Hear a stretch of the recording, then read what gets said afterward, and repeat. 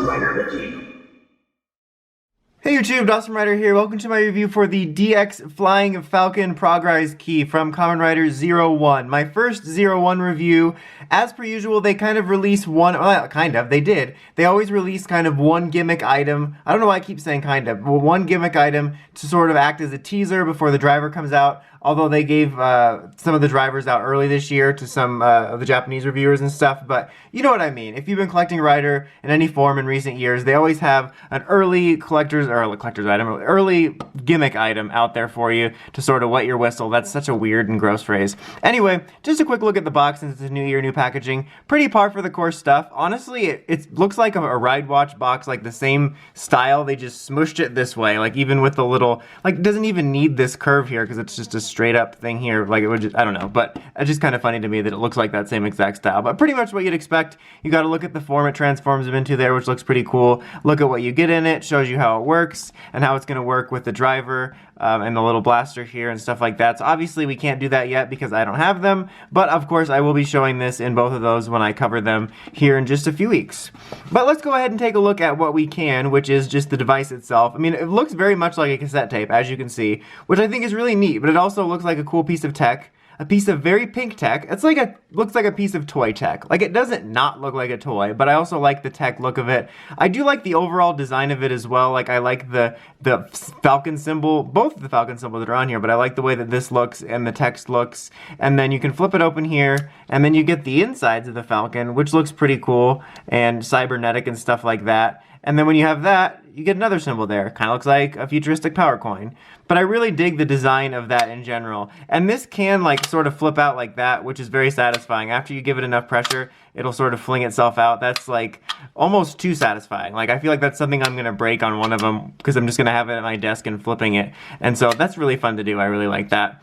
For what you can do if you don't want to press these little buttons in here with a toothpick or something, just basically two sounds.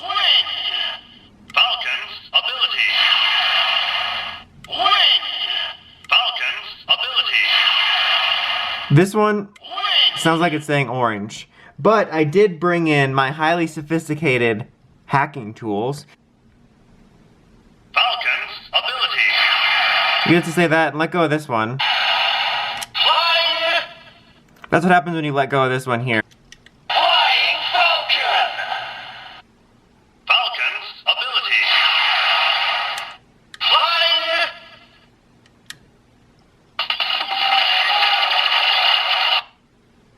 So you can just get little portions. You can just get little portions of it by sort of messing with it, and then, like I said, when you let go of just one of them, that being the one on the left, you'll get part of the noise. It's kind of hard to do sometimes because the toothpick keeps sticking in there. But you can also trick it to get a part of the Henshin sequence. I'm using the Den-O CSM pass here. There we go. So we got that ready, and now we can press the buttons again, because in this mode, it'll just say that, and it won't say the ability one. Fly to the sky. Flying Falcon. Spread your wings and prepare for a force That you've never seen before. That's pretty much about it. You can mess around with a little bit more and stuff. Pretty much typical stuff for when you have an electronic gimmick like this and you can press the inner buttons without using the driver. But that's basically literally all we can do now since I don't have a driver to use it with. And as I said, when I get the driver and the blaster, I will be covering this in it.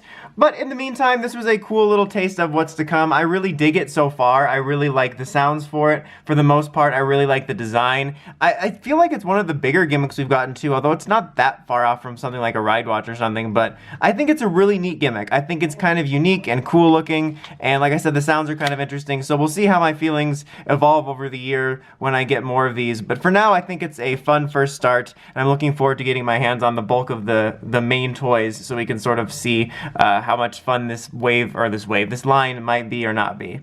Anyway, that's about it for this one. Until next time, don't forget to like, comment, subscribe, and of course, don't forget to climb the steps and ring that bell so you get notifications for all my videos. Till next time, Kamen Rider, signing out.